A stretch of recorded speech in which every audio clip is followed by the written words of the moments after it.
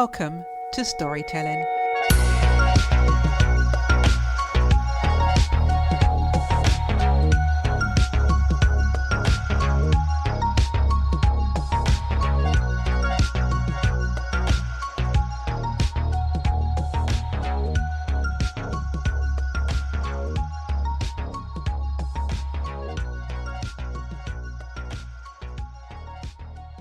This week's guest is a beacon of inspiration. She embodies the essence of personal and professional growth, bringing a wealth of experience and wisdom to our conversation. As a qualified personal and professional coach, accredited by the Coaching Academy and the International Coaching Federation, her passion for seeing individuals flourish is palpable. With over 19 years of experience in human resources, including leadership roles at prestigious organisations like the BRIT School, her insights into leadership, organisational change and personal development are inspiring. Sharing her transformative journey, please welcome Suzie Leveson. Hello, Suzie, and welcome to the podcast. Hello, Debbie. Nice to be here. Suzie, you have a podcast, How Did I End Up Here? Yes. Can you share your story of how you ended up where you are now? Well, yeah, sure. I mean, you are part of that story, part of the reason I started my podcast. So it's serendipitous that I'm here today. It's the first time I've ever been on someone else's podcast. So that's always fun, isn't it? But how did I end up here? To start with, my podcast is all about how life isn't linear. There are lots of twists and turns and decisions we make, but there are lots of threads through our life that when we look back, hold it all together. And I believe nothing's lost along the way. And so I feel like that's my story, and that's lots of other people's stories as well. And I wanted to share everyone's stories. All of them have been very inspiring and different along the way. But how did I end up here? Gosh, basically, I didn't enjoy school. I'm not very academic. I loved all the arts subjects, but I wasn't actually that good at them necessarily. Had great parents who didn't push me too hard. Probably should have pushed me a bit harder, maybe. Might have done a bit better. Mostly failed my exams. So wasn't very good at any of that. I mean, fail is probably a bit strong. I passed barely. And then my school tried to get me to go to university, and I didn't want to go to university. Or some might say it was because I was already engaged to get married to my husband. But that's not true. The reality is I didn't understand why I would go to university for 3 years to study something that didn't give me a job at the end of it. So I think I got in somewhere, can't even remember what university it was, to do English literature. And given at that time, I wasn't even a big reader. I was like, this doesn't make a lot of sense for me, I don't think. So we abandoned that and went straight into working, and I had various jobs at that time, all sorts of random things. And yeah, started my working life from 18 basically, and haven't stopped since then. So you haven't done that badly, bearing in mind that you just said that you failed at school or you just barely passed at school, but you had an offer of a place at university. Then you went on to work. So actually, it's a reverse success story almost. Reverse success story. Yeah, I mean, I suppose you could call it that. I think there's also something about knowing what you're good at and sticking in your wheelhouse a little bit. Every job I've had, I've worked with people, and I enjoy being with people most of the time. So that helped, knowing that that was something I was good at. So I worked in various jobs, and even when I was in admin jobs, there were reception and that kind of thing. So I could interact with people all the time. And just always really blessed with people around me that encouraged me to do things. And I had a great job and a line manager that taught me so much. So I worked at a place called the Cowgate Day Centre, which was a day centre for adults with severe learning disabilities and challenging behaviour. And boy, was it a fun place to work. It was great. The clients that came, the service users, were brilliant most of the time, apart from when it was a little bit challenging here and there. But the staff were fun. But my line manager, Claire, was amazing. And she taught me so much about how to deal with people and being very straightforward, because I think often we're very like me. But she was very straightforward, and she's still a really good friend of mine now. And I'm grateful to her, because I was this young 20 something pretending I could do things. I had no idea what to do. And she just encouraged me and got me doing stuff and trusted me, bless her. And it was fun. I had a lot of laughs as well as working hard. I think it's really important that we find those people who are happy to mentor us into the world, especially in the world of work. And you mentioned that you're still friends with your mentor now. How important is it to have a mentor in the world of work?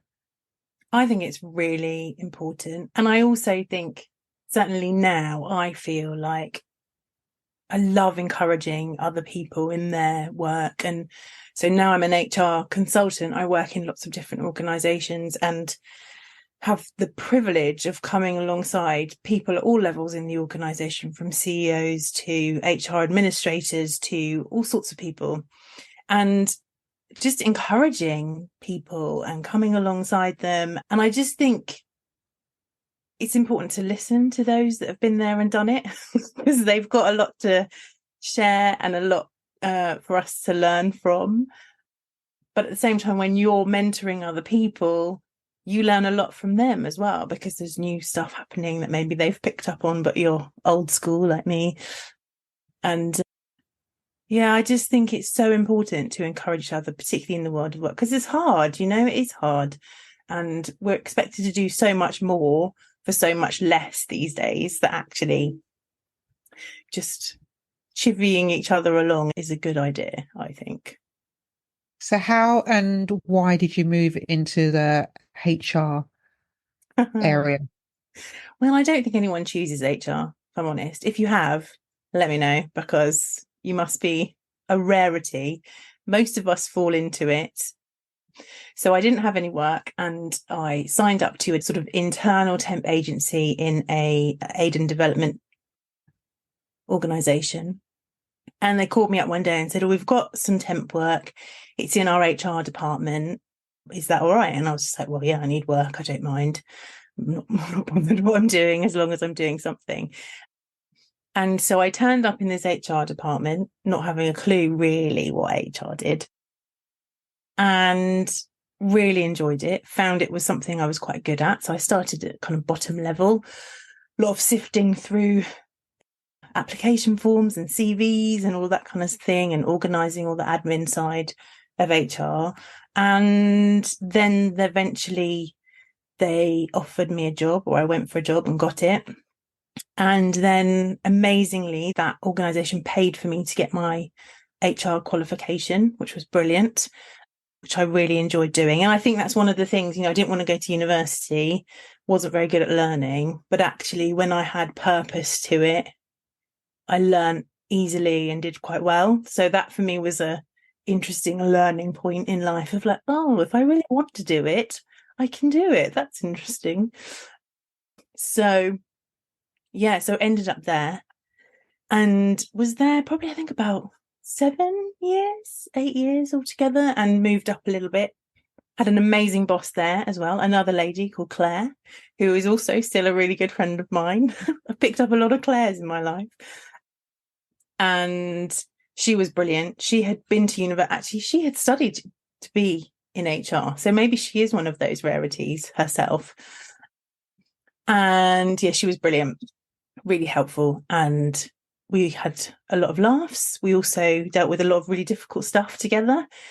And she was brilliant at helping me through some of that and helping each other through it as well. So that was fun. And then I realised that HR, there's a lot of rubbish that you have to do in HR, really, and a lot of negative stuff relating to people. And if you like people, don't work in HR, because you see the worst of them.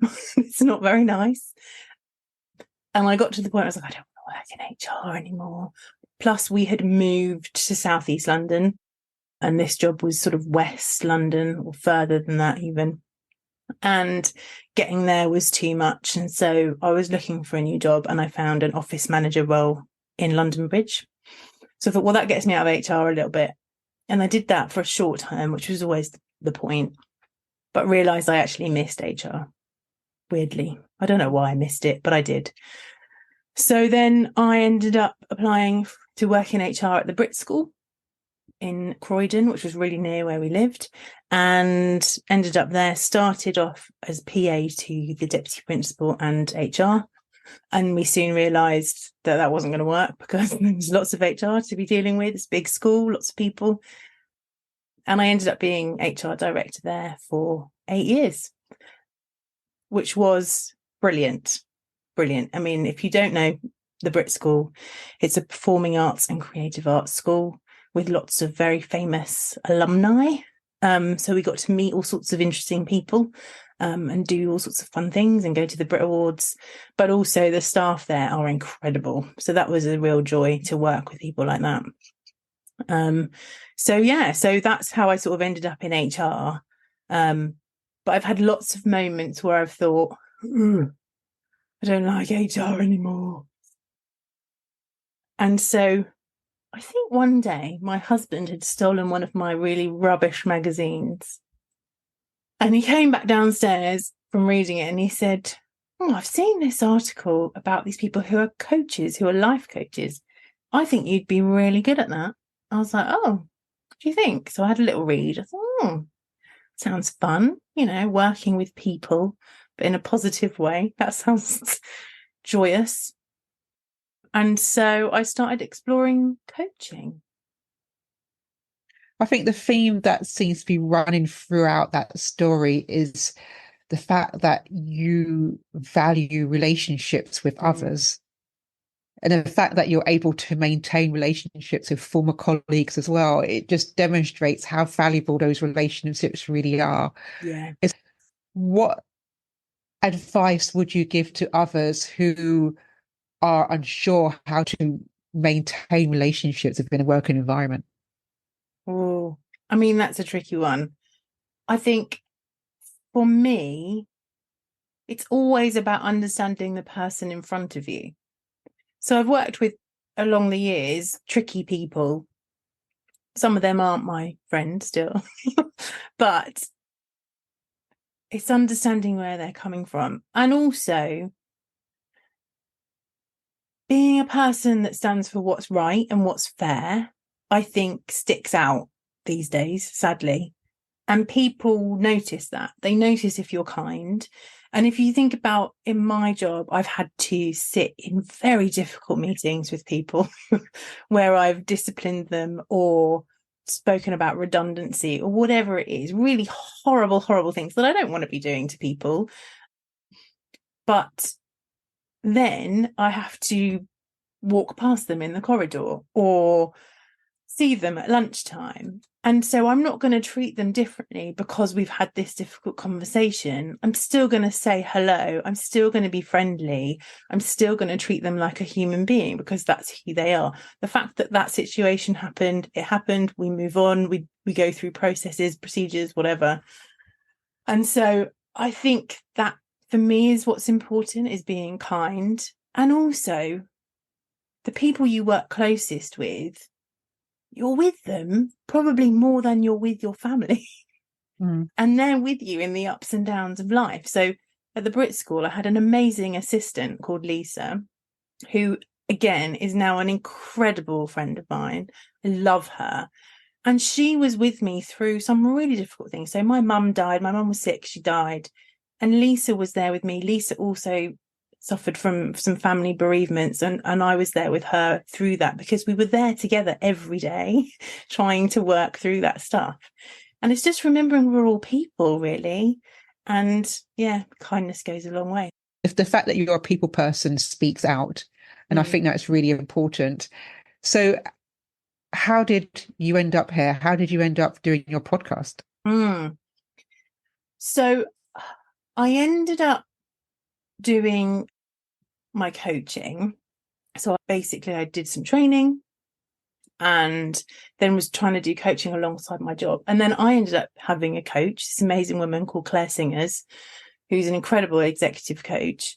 And I think it was like my second session with her. And she said, what do you want to talk about? I said, I want to talk about leaving my job. And this was just at the start of the pandemic as well. And she said, okay, let's talk about that. But we probably can't have more sessions like this on your work time. I was like, yeah, no, fair enough. I understand that. And so I moved, I left my job during the pandemic to start my HR consultancy and life coaching business, which has been incredible. So 3 years later, I don't know how long it's been, a long time. I've been doing that. And for a number of years within that time, I had this idea, because my life hasn't been linear and because I don't think that's what equals success. Like, we learn so much and we do all sorts of interesting things. And we're made to feel bad if we don't get good grades, go to university, But actually, so many famous people have been successful without doing all of that kind of stuff. And you've said, I know a lot of people. I know a lot of people. And I love them all. And they're all so interesting. And they've all got completely different stories. And I just thought, well, if I'm interested in their stories, surely other people will be interested in their stories. But for a long time, I was like, well, it'd be great to do a podcast, but there's loads of podcasts. No one's going to listen to it. I don't even know how to do it. I'm a technophobe. This is a waste of time.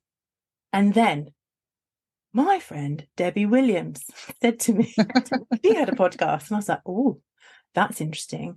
So I messaged you, didn't I? And I said, can I talk to you about podcasting? And you said, yeah. And so we sat down in a coffee shop, and I had my little notebook. I've still got my notebook with my little notes in it. And you were like, right, you need this, this, and this. This is what you need to think about. This is what you need to do.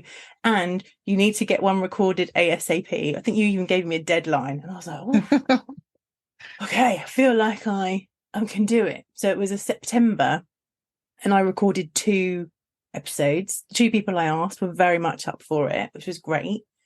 And then I didn't do anything with them. I left them. I just had 2 recorded episodes. And I'm sure it's probably you that said to me, when are you going to do it? When are you going to do it? And so in that January of the following year, I braved it and I put out 2 podcast episodes. And then for the whole of last year, almost, I had an episode every 2 weeks come out. And it's been brilliant. So many different people. So people who work in the mental health industry. I've got a friend who started life as an actress and now she works in birth trauma therapy. What else have we got? I can't even think. There's so many different stories.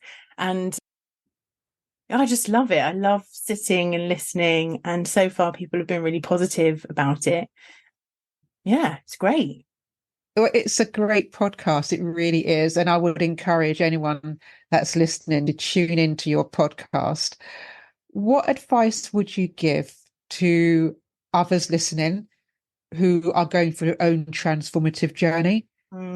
I think be brave. And being brave looks different for everyone. Not everyone's going to up and leave their job, because we can't all do that. I was in a really fortunate position. I'd saved loads of money because it was the pandemic. And I gave myself a deadline of which, if having my own business didn't work, I would go back and find a job. But being brave will look different. And sometimes it is that thing of, actually, this is something I've always wanted to do. It might be singing, call up that singing teacher, have a lesson. What's the harm? Doesn't hurt anybody, does it? And you might enjoy it. Join a choir. Like, I just think we spend so long, and I've noticed this in my coaching, we spend so long sort of talking ourselves out of things. We lose confidence. I feel like the older we get, we lose a bit of confidence in just going for stuff. Kids just do whatever. They don't care who's watching or what's going on. They just go for it. And as adults, we become so much more self-conscious. And we worry about what people might say. But what's the worst that can happen? You fail. Does it matter? No, it doesn't. You've tried. Better to say you've tried and failed than you don't try at all, I say. I mean, I'm saying that. It took me a long time to do the podcast, but I did it. Well, I just think, yeah, just be brave, whatever that looks like for you, do it. Suzie, thank you so much for sharing your story, and thank you so much for being a guest on this podcast. Pleasure. Thank you for having me. If you would like further details about Suzie, then please follow links in the show notes.